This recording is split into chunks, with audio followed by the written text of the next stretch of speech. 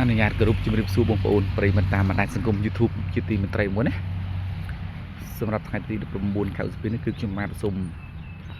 ធ្វើវីដេអូទាក់ទងទៅនឹងការលក់ក្បីមេកូនចំនួន3ក្បាលបងប្អូនមេ1កូន2បងប្អូនណាមេ1កូន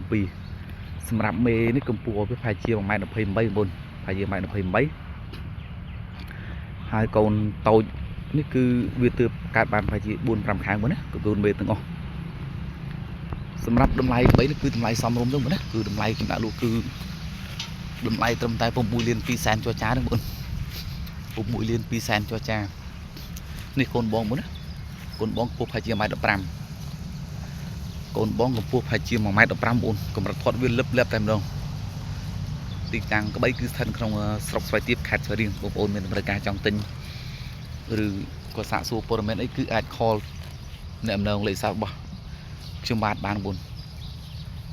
លេខសាររបស់ខ្ញុំបាទគឺមានចំនួន2ខ្សែ097 81 13 487 076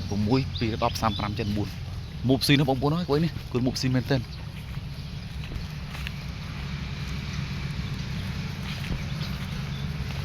សម្រាប់វីដេអូមានតែប៉ុណ្្នឹងបងប្អូនអរគុណច្រើនជម្រាបលាជួបបានវីដេអូក្រោយអរគុណ